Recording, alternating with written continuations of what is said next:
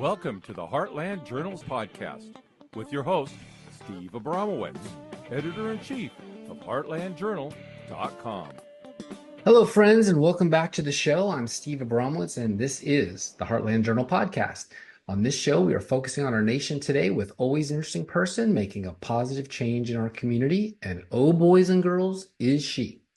Welcome to our People in News, where I interview people who are making an impact and are lovers of truth. Today is November 20th, World Children's Day, which began on 20 November 1959 to commemorate the Declaration of the Rights of the Child by the UN General Assembly. The text of the declaration, as published by the International Save the Children Union in Geneva on 23 February 1923, is as follows. 1, the child must be given the means for its normal development, both material and spiritually. 2, the child that is hungry must be fed. The child that is sick must be nursed. The child that is backward must be helped. The delinquent child must be reclaimed, and the orphan and the waif must be sheltered. 3, the child must be the first to receive relief in times of distress. 4, the child must be put in position to earn a livelihood and must be protected against every form of exploitation. 5, the child must be brought up in the consciousness that its talents must be devoted to the service of its fellow men. So, on its 101st anniversary, no better person to talk to than our special guest, Lisa. Lisa is the lead investigator for the sex trafficking prevention group Shepherd's Watch.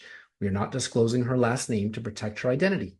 Shepherd's Watch Foundation is the vision of several private investigators and victim advocates working together to combat sex trafficking. It began in 2016 with one private investigator who, after dealing firsthand with the growing cases of sex trafficking, felt a calling from God to do more to help the victims she encountered. In the 4 years that followed, God brought together a diverse team of advocates trained in the world of sex trafficking and exploitation, each with a deep passion for helping those affected by it. SWF is unique because they have a team of private investigators who assist all levels of law enforcement by providing investigative intelligence to help identify victims. Their diverse group of victims advocates comes from a variety of professional backgrounds, including the travel and restaurant industries, hotel management, cybersecurity, engineering, education, customer service and sales, real estate, law enforcement, and banking and accounting. Miss Lisa, sorry for the long history lesson, but how are you today? I'm very good. What a great day to have this talk. Yeah, you're in Houston, right? Is that right, Houston? No, we're in North Texas. North Texas, okay. But you found that Houston is a hub of trafficking, is that right? Correct. Houston, Austin, Dallas, San Antonio, they're all hubs. Yeah, 4 on that list, I read protected against every form of exploitation. Not exactly living up to that, are we? What activated you to get involved in this line of work? Well, there were a lot of cases that were coming across my desk that were growing in numbers as far as child exploitation and trafficking. And the more of an increase that we found in trafficking cases, there were just not that many people that were out there, boots on ground, that were working with law enforcement. We saw the need to assist law enforcement because there's not that many people dedicated to the HT, is what we call it, human trafficking departments. So what we do is we put together the cases, we give it to them, we assist them in any shape, way, or form that we can, and then we go to the next case because unfortunately it's overwhelming right now. It's almost pandemic. It's almost pandemic. Wow. What have Governor Abbott and Senators Cruz, who just won re-election again, and Cornyn, who was almost Senate Majority Leader, didn't happen for him, but what have they done to help you fight this at the federal level? Oh, well, we have a lot of room to grow, both at the state and federal level. We have several bills right now, actually 10, that were instigated probably from the work that we were doing with law enforcement. They cried out for the need for a lot of the bills to be expanded that were already in place and some new bills that would help them with their caseload.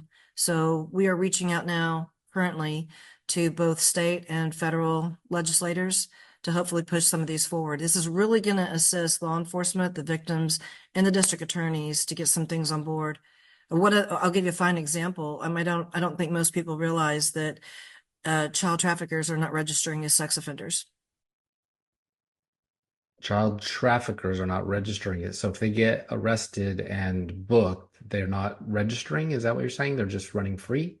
Well, they're not having to register as sex offenders, so that's not a law right now. Oh, So, there's a lot of laws in place, but there's a lot of laws that need to be expanded. And we're looking right now at fast tracking those as fast as we can with legislators that really care about not only trafficking, but the way the open border affected trafficking numbers. And they're helping us and we're helping them. for those of you on Rumble, don't want you to think that there's a technological problem here. We are not showing Lisa's identity with her last name or her face on video. So you'll just have to look at me when I ask a question and see her name when she's on air.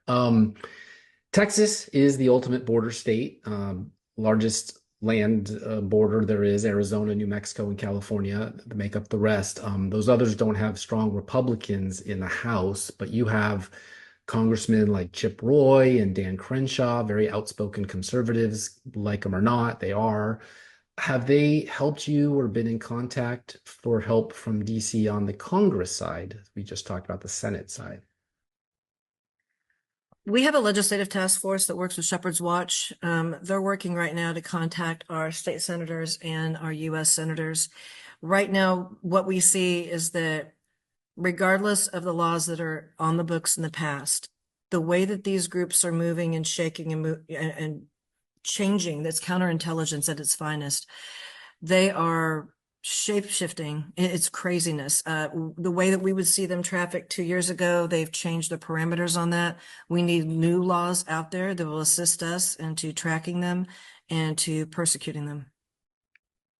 So Congress is helping with that effort, or are they impeding it in some way by maybe neglecting it? Yeah, well, I will say this: there's room for improvement. Okay. So yeah, we throw light, we don't throw shade. So I'll say there's room for improvement.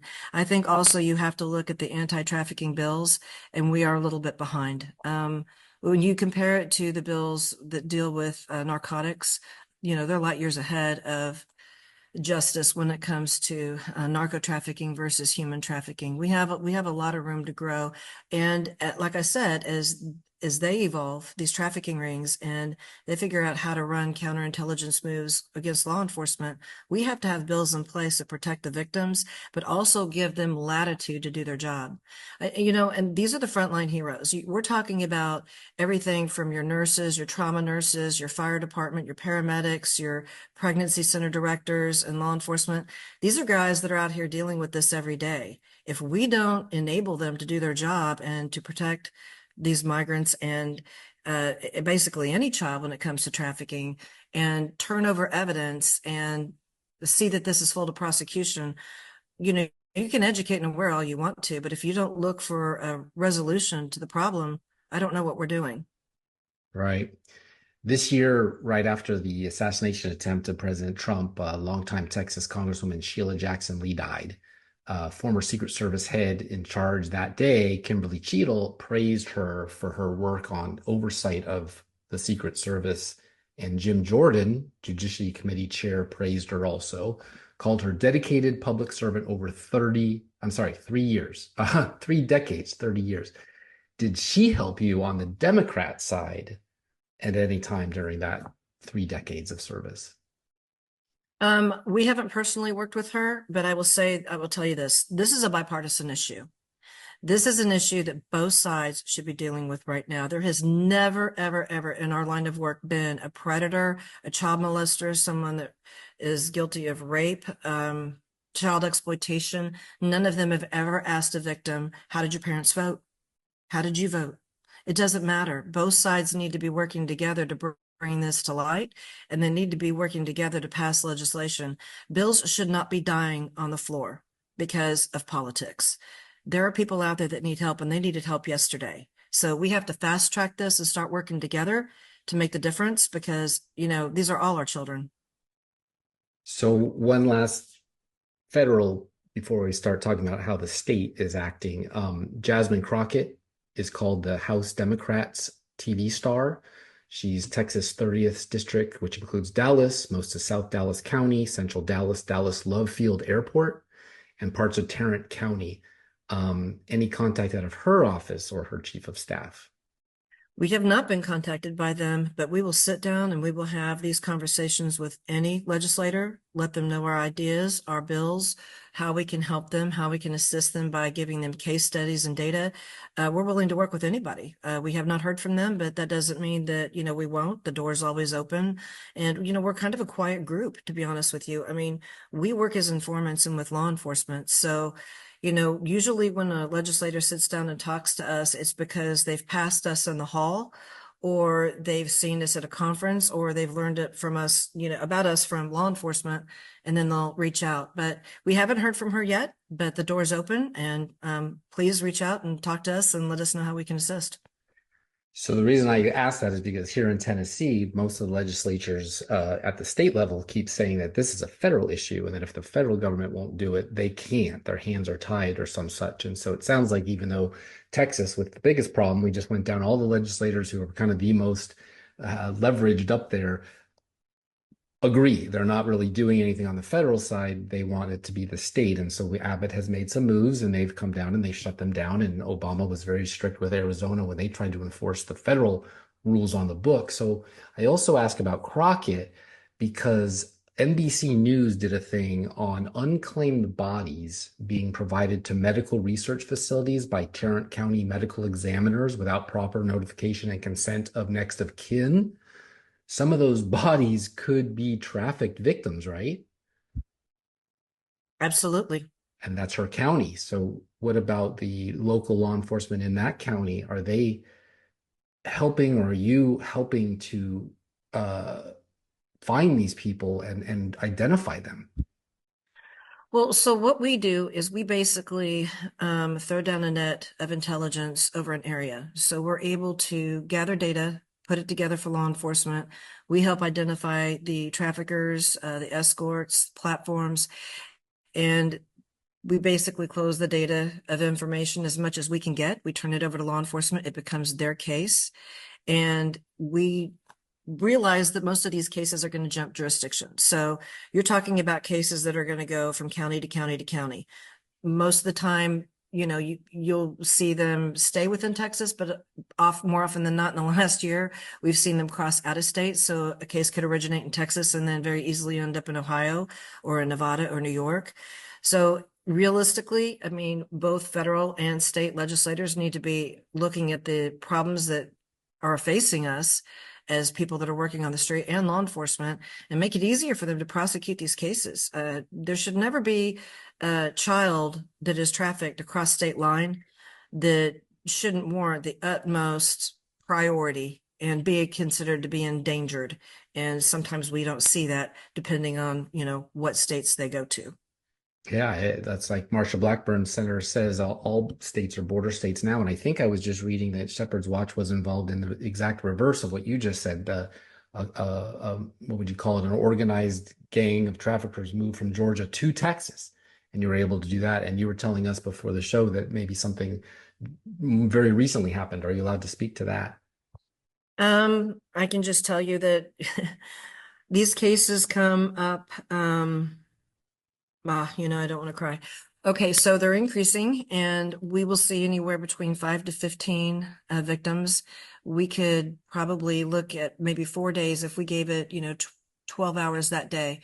We could come anywhere between 5 to 6 cases a day. When we talk about rings, we might have identified 2 to 3 rings in that 4-day period. It does take dedication and work, but we have more cases than we have law enforcement to work them, and that is heartbreaking. That shouldn't be happening. And we do have cases that have originated from girls that have crossed over the border in Florida that have ended up in Texas. So, we have people that come in from New York, people that come in from California, but likewise, we also have cases that originate here and also transfer to those states. So, it is a call for arms when we say, hey, guys, we all need to be working together, both state and federal legislators. We need to be looking at this problem on both sides of the house. attacking this together, because if you guys are standing there fighting, we're not getting anywhere. And I can tell you that the law enforcement officers that we work with are the best of the best. And it breaks my heart to see them feel defeated because they're not getting the assistance that they need. This used to be an international problem mainly that just in the Biden years became an American issue with the open borders, or has it always been here and we're just now catching on? Well, no, trafficking has been here. But probably, I'd say 2013 to 2016, you saw an increase in domestic trafficking. There were more ads, there were more platforms. It was a lot easier to find them back then. Basically around 20 into 2019, early 2020, we started seeing more migrant trafficking. And by the time it was 2021 to 2022, it was full blown. We saw an increase in trafficking, migrant trafficking, the first few months of 2020. And the platforms changed. There were platforms that were dedicated to ethnicities, meaning that might be a platform dedicated to Albanians. It could be Guatemalans. It could be Hispanics. It could be Russians. There were full sites dedicated to those girls. And we had never seen anything like that before. There were garage sale sites that were trafficking girls. So the increase has been within the last 4 years for sure with the open border. Whereas now, I mean, I'd say that most of our groups that we're looking at in big rings, most of those are migrant girls, Central American. Mm. What does Shepherd Watch do with the girls and boys they rescue? I never hear any victims go public in news or podcast. They're like invisible. Are there hundreds and thousands just suffering trauma silently and never getting to be heard? What does SW do with them? Well, what we do is we align with groups out there that provide safe houses, transitional homes, street advocates. We align with so many different other agencies, and what we do is we give those lists to law enforcement so that once those kids or young women or young men are in their custody, they have the option, or this is a place that they get sent to. Law enforcement has the ultimate call on that, and I know that there's a lot of different pieces of jurisdictional tape that they have to jump through. What we do is we provide the information to them. After that, that is, a lot of these victims, you have to understand, they're not going to come forward and tell you their story. They're not from here. There are kids out there that are being rescued that aren't missing, correct? So they're not going to make NCMEC, especially if they're a migrant kid. NCMEC is National Center for Missing and Exploited Children. So, if they don't speak the language, they're not from here, they don't understand our culture, they're really not going to be coming forward to make that outcry in a public forum. That's just not realistic. To say that there's quite a few of them and there's big numbers, yes. What we need right now are emergency shelters in place, so that we have a place to take these kids so that they can get a digital and medical footprint. This would enable us to record and treat these kids. These emergency shelters, in my opinion, should be federally or state funded for sure. And it would also maybe be uploaded to a global database where they could reconnect with their families. So we have some great ideas out there that would help problem solve this issue, but that's what it's going to take. It's going to take people that put on their, hat and come into this think tank with us and help us start resolving issues instead of just talking about them. It would almost be like the Steven Spielberg did the Shoah project, where basically Holocaust survivors sat down and were all videotaped and got their stories out, and it was all filed in database so that people could find whatever happened to grandma, whatever happened to my daughter, whatever the case may be. We've gotten to those numbers now. Catholic Charities, Save the Children Foundation, Dr. Jill Biden was president of that. HSS Secretary Mayorkas was on a Jewish NGO. These have been granted and spent a lot of money on moving people here to America. Are they aware of what's happening to the unaccompanied minors they facilitate? Tom Homan, the new border chief, said 400,000 kids are missing. Is that right? Yes, and I'll tell you what, I would yield back that answer to people that are experts in this field, like Tara Rodas and Tom Homan, to answer that for you, because they have a lot of information on those organizations and success and failures. And I would say right now with, the number of kids that are missing, my question back is to everyone: how do you lose 300,000, 400,000 children. We lose one school bus of kids here in the United States and we're coming unglued. We're losing 300 and 400,000 children. I can't even comprehend that. I don't know how that happens. This app on the phones that they use to fly people direct from third world countries to small towns like Springfield, Ohio, which was in the news. Can we access that data to see if some of these people are into trafficking or being trafficked themselves? I mean, anything's possible. I think that there's software programs out there that can be initiated to look for traffickers, to do facial and digital medical footprints on migrant kids and even domestic kids to find out who they are, where they're going, where they've been. And I think that that would be an excellent next step. But I do know this: we're going to have to do something. Talking about the problem is not resolving it, and we're getting overwhelmed. We need help. We're out here working with these guys side by side. We're out there throwing the net down. We're finding rings, and it might be something as organic as someone saying, "Hey, can you go look in this area and tell me if we have any activity?" I might go look out in that area and then I'm coming back saying, "Hey, I'm sorry, I can't give you any data because I just had to turn this sex trafficking over to law enforcement. I'm sorry, I can't give you that information." And then they're just floored. They're like, "We had no idea this was here." And I'm like, "Well, that's not the only one." And so this is a conversation that happens weekly with people. They really want to know if their area is being affected. And then we go out there to look and it's like, "Yeah, you've got a problem." And I just really don't know anywhere right now that they don't. What are the big names into this? They've made it a fast-growing business, really. Is it the same as the old war on drugs families, Guzman, Sinaloa, Escobar, like that? Or do we have new players in town from the Middle East or Asia? Well, I'm not an expert on foreign affairs. We really stay in our lane. What I can tell you is we're not experts on the border either. We work with the border issues on the interior side of Texas. And then we watch, these rings transfer across the United States.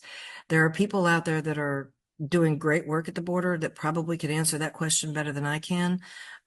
What I can tell you is that many of these rings, the majority of these rings are organized crime.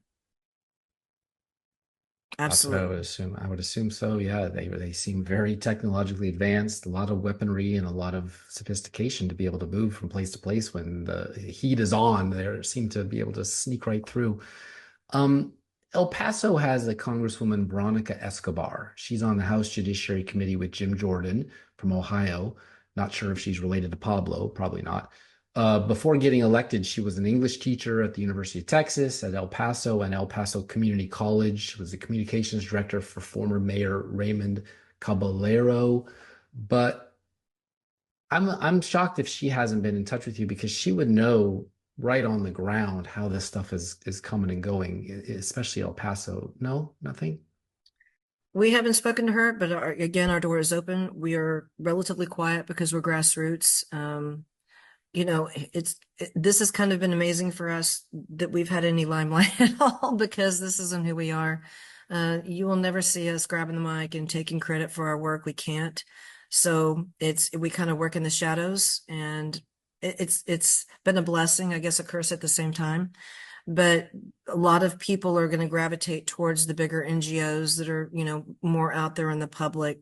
The grassroots organizations, from what I can tell you right now, are the ones out there really knocking it out of the ballpark. They're really working hard. They're working with law enforcement.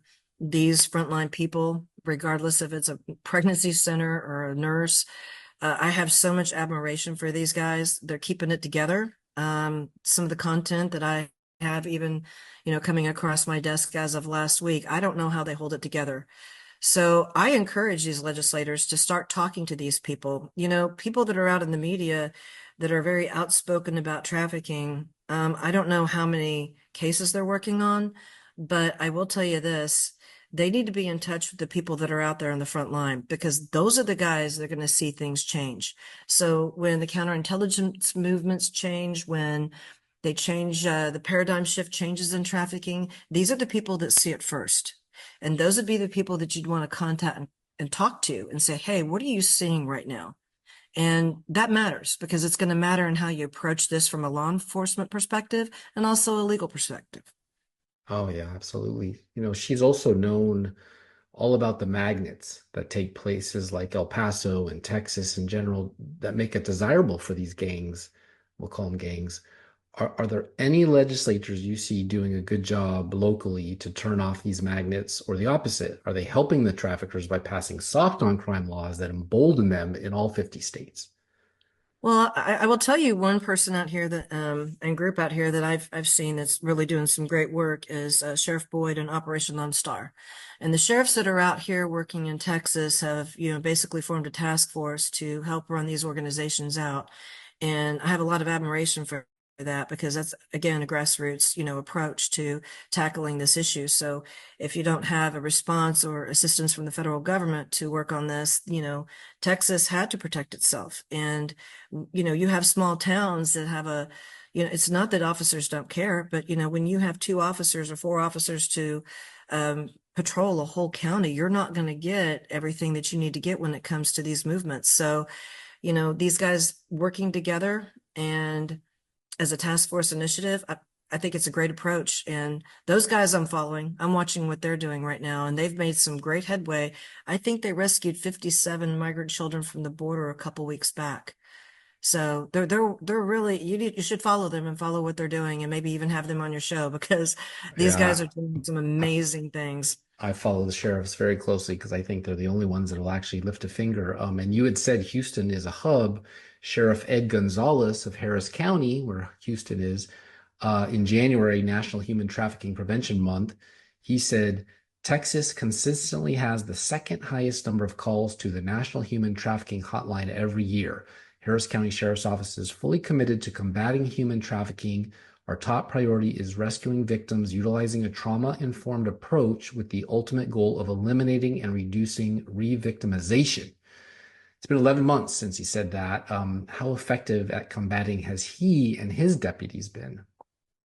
Well, I don't think it's up to any one law enforcement officer, or, you have to look at it this way. When you're being overrun and overpowered by a number of people that are setting up prostitution rings, when you're looking at TCOs who don't even deal narcotics, which, normally you think of cartels dealing narcotics, right? Well, when you see these groups that are only working in trafficking and you have a massive amount of people here, I don't care how good of a law enforcement agency you have, depending on how many people that you have dedicated and funded to work that initiative, you could be overrun. And, as soon as you take one ring down, like I told you, you could have 10 to 30 right behind that. That's not unrealistic. And there's a swath across, Central Texas that is penetrating right now. And they, those officers do need assistance and help. They could use, some backbone help from our government, both federal and state level. And they are dedicated officers. When you see a place that's got a high call volume, that doesn't mean officers aren't doing their job. That means that you have a problem. He also said traffickers might use the following methods to lure victims into trafficking situations: violence, manipulation, false promises of well-paying jobs, romantic relationships. Language barriers, fear of their traffickers, and/or fear of law enforcement frequently keep victims from seeking help, making human trafficking a hidden crime. Is that about right? Is lure of romantic relationships a big percent of how they get the Americans into this problem? Well, yes and no. I mean, we've seen recruitment styles on the domestic side of trafficking range anything from friendships, like, a lot of recruiters are female. I don't think people recognize that. We have seen the romantic side where they come in to, they might take a victim who's down on their luck or maybe not in a good emotional space, befriend them, date them, and the next thing you know, they're trafficking. We've seen a lot of grooming that's gone online with kids, which is really disturbing. It's through the gaming Discord and the gaming community. And we've had several cases of those kids. They were actually autistic and they were groomed to leave their homes. There's not enough laws in place to protect these kids. I'm going to tell you that right now. And that was disturbing because both these kids ended up traveling out of state. They got returned home. They were recovered, but I got to tell you, that was very scary for those parents. And when you think of on the domestic side, you can't put it down to just one thing. It's going to be all the same things that are in the migrant side, but maybe a little bit less of I'm going to hold your passport. You might have a little bit more of the enticement off of the gaming discords and friendships and romance side. I would say on the migrant side, it's basically they come over here and there's a promise, to a better life, and they end up being trafficked as a way to pay off their debt for crossing the border. Wow. You said in an interview, nearly all of my sex trafficking rings now are migrant girls, Lisa told Daily Caller. If I wanted to, I could order a girl within 15 minutes, Lisa said of the current sex trafficking situation to the Free Press. It's that easy. Yes, Is that sir. right? Is it right? Is that right? It's that easy? 1000%. Hand me your phone and I'll order one for you. Oh, It's please that don't. bad. I mean, it's that bad. I mean, you can basically order girls like you're ordering off a menu, and they can be delivered to you, or you can meet them within a 3 mile radius very easily. And so if they can track which office they were in the Capitol building in January 6th and where they're having lunch and who they're meeting with and what video games they're playing and what guns they're buying online with Visa and all this stuff, why can't they just swoop right in and take them to jail with their phone? Uh, You know what? That's a very good question. Maybe you I should wish there ask was a, them. I would love to, but you're the front lines. I'm just a talk show host. Okay, Tren de Agua from Venezuela, the prison gang, obviously no great compassion for human life. The Tennessee Bureau of Investigation said they are operating in 16 states now. I bet more since Oregon and Washington at least weren't on the map and they are sanctuary states. What power could the states use against the federal government in their support of sanctuary states using our tax dollars, by the way? What could a state do to enforce illegal immigration laws and force cities to work with ICE again, like they've not been doing? Claim them as a terrorist group. Okay, all right. I will tell Tom Holman that. Yeah, Yeah, I think claim he them as a will. Yeah, terrorist group, please. I mean, that would you change the rules of the game overnight. Yeah. well, it really would, and would help out law enforcement tremendously because right now, when it's not hard to do the math. When you see your number of rings change, like you might have a certain ethnicity in a certain area that's taken over that area as far as trafficking, for example, maybe Cubans, and then the next thing you know, it's Cubans, Venezuelans, and the next thing you know, it's Venezuelans. So it's not really hard to track who's come in and taken over that area. Oh my gosh. The US State Department website says estimated 27.6 million victims worldwide at any given time. More than 175 nations have ratified the UN protocol to prevent, suppress, and punish trafficking in persons, which contains obligations to prevent and combat the crime. The United States' Trafficking Victims Protection Act of 2000, as amended, TVPA, and the UN TIP protocol contain similar definitions of human trafficking. The elements of both definitions can be described using a three-element framework focused on the trafficker: one, acts; two, means; and three, purpose. All three elements are essential to form a human trafficking violation. Have any of the 175 nations taken the lead on this to crack down inside the United States? That would be a question to ask, for our future borders are. I can tell you that we haven't seen a decrease in trafficking. We've seen an increase in trafficking. We haven't seen a diminished number of rings. We're focused on ethnicities diminish. We haven't seen it get any lighter. We haven't seen it get any easier. We have seen it expand into areas that you would never think you had a trafficking problem. We're talking $1 million homes and $1 million neighborhoods, RV parks, rural areas and communities, bedroom communities. I haven't seen a decrease at all. I've seen it increase, and that's disturbing. Very, but that's why we have this show. Heritage.org, a conservative think tank, said on average, a child enters the U.S. sex trade at 12 to 14 years old. Many are runaway girls who were sexually abused as children. Most of the time, victims are trafficked by someone they know, such as a friend, family member, or romantic partner. Predators can rent a child for a single sex act for an average of $90. Often, that child is forced to have sex 20 times per day, 6 days a week. Trafficking usually occurs in hotels, motels, online websites, and at truck stops in the U.S. About 50,000 people, primarily from Mexico and the Philippines, are trafficked into the U.S. annually. I think that number is bigger now.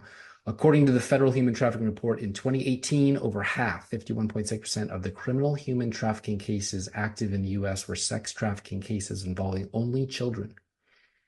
Traffickers use social media platforms to recruit and advertise victims of human trafficking, according to anti-trafficking advocates, as you said.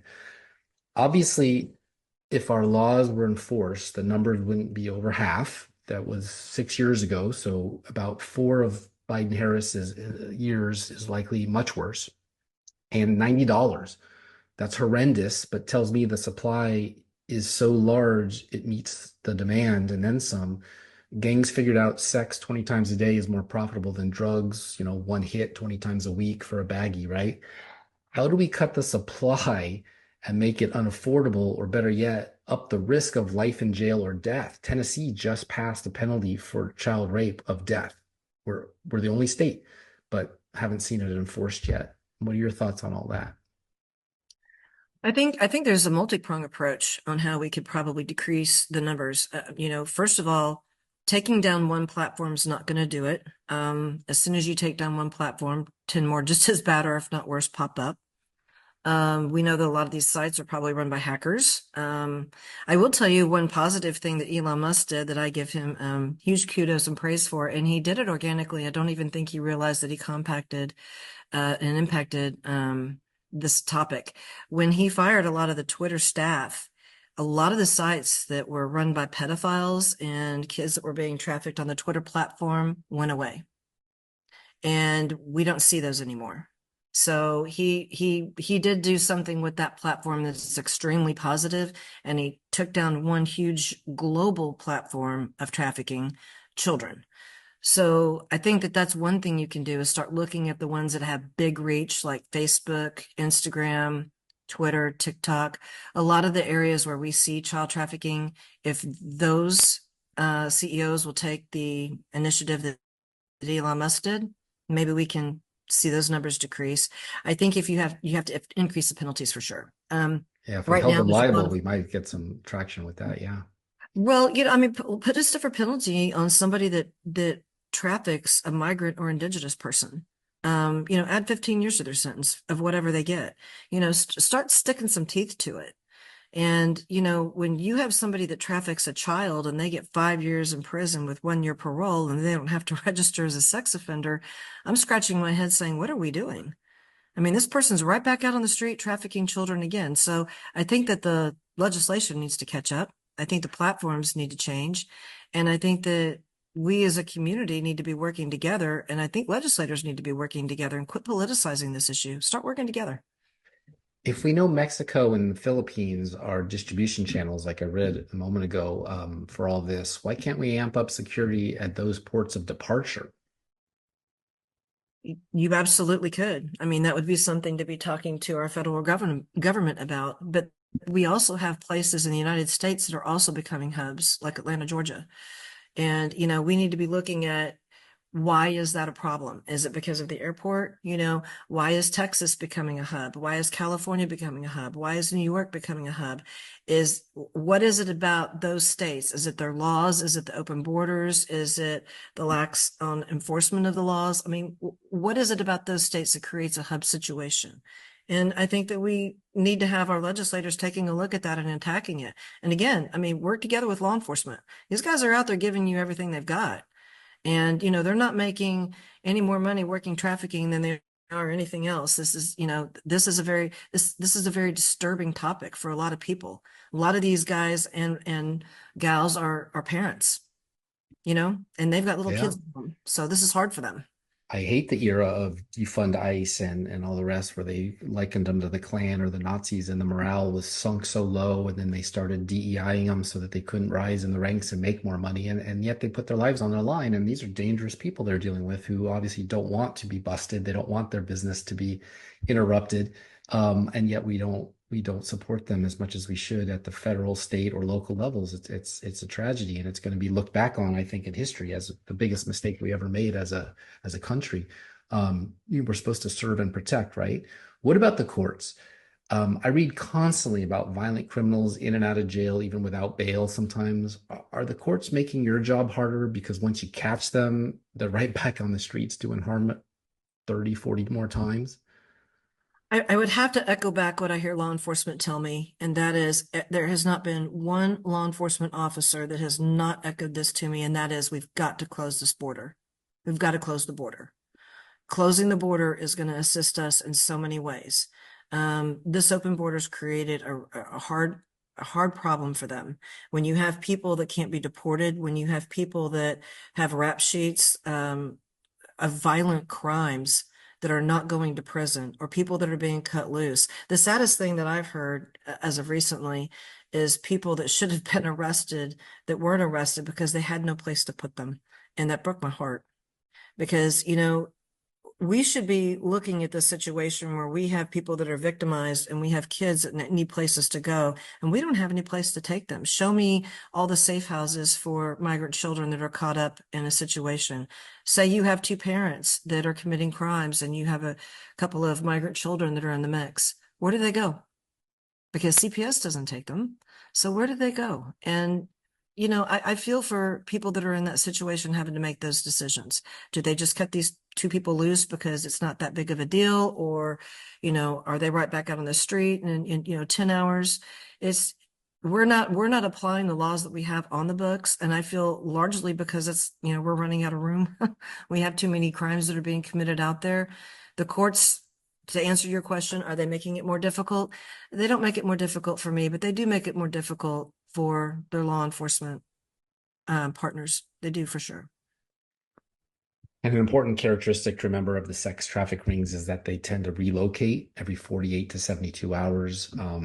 So with the manpower down in all of these agencies, how could they possibly keep up? And these traffickers aren't stupid. They know what they're doing, obviously, and that's why it's organized. I was told this terrible thing on air by a child rescue person like yourself in that industry. Let's just say about 98% of the organizations in the child rescue business are kind of full of shit and in it for money. I know you're in the 2%, but do you find that to be the case? Are the institutions in on it for the money and not to save the kids sometimes, most of the time? Again, we throw light, not shade, so I'll be careful how I answer this. I will tell you this. We are very choosy about who we work with. We're very much in this for the children and for the other victims that are even young adults. When we see NGOs that are making millions of dollars and this problem is getting worse and not better, I'm scratching my head again. I scratch my head on these things a lot, to be honest with you. It's very confusing. It's mind-boggling. There are grassroots organizations out there that need assistance, that they need volunteers, they need assistance, and these bigger organizations are capturing in a lot of money. I don't know what impact they're making. I don't work with them. We don't align with many of them. I think some of them, in regards to the kids, need to probably be investigated, if I could put that lightly. Yeah, it'd be nice if they could all work together. We could actually do something. But like you said, you got to pick and choose who you're working with because you do the light and they do the darkness, the dark side of capitalism. On Twitter at Shepherds Watch F, as in foundation, they said today, in the final months of the Biden-Harris administration, the White House is actively blocking congressional attempts to investigate the exploitation and trafficking of children by illegal aliens at the southern border. Senator Bill Cassidy, Republican, Louisiana, in a report released on Tuesday, 2 days ago, yesterday, Cassidy, the ranking member of the Health, Education, Labor, and Pension Committee, accused the Biden-Harris administration of systemic failures that have led to abuse of illegal alien children. So were they failures or maybe by design to help the bad guys and maybe 10% for the big guy? Remember that? I cannot speculate to what the intention is. I can tell you what the end result is. And the end result is that we have a massive amount of unaccompanied minors that are flowing through the state and going, across the United States. To give you a fine example, in certain ports of entry down at the border, we were told by, people that we align with, we would ask the question, what is the biggest group of unaccompanied minors you're seeing now? For example, they may say Romanians. So we track that, and then we are able to talk to the coalition's task force people that are up in our area and say, hey, this is the biggest group coming up from this particular port.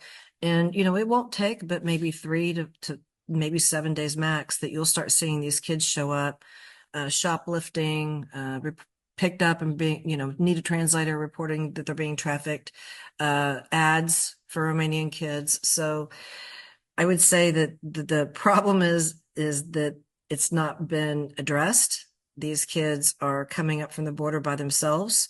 We're finding them on the interior side, and they're making their way across the United States, and we're seeing them in ads. So that's my answer. It's definitely going to have to be taken care of on the demand side, which they refused to do during the war on drugs. And it just went on for 40 years and trillions of dollars. So I'm hoping that people like you can make a difference. Miss Lisa, thank you for your time. Thank you. God bless you for all that you're doing. We are at the end here. So tell everyone where they can go to find out more about you and the Shepherd's Watch Foundation and maybe your social media. You're a 501c3 nonprofit, so donations are tax deductible if people care to help, right? Absolutely. Please contact us and let us know how we can help you in your area. We're always looking for allies in this fight. Please let us know how we can help you if there's any questions you have about our legislative initiatives, and always feel free to donate. And God bless. I mean, everybody, we want you guys to band together. This is all of our children. We're all in this together. We should all be working together, and together we can make a difference. Thanks again for coming on with us.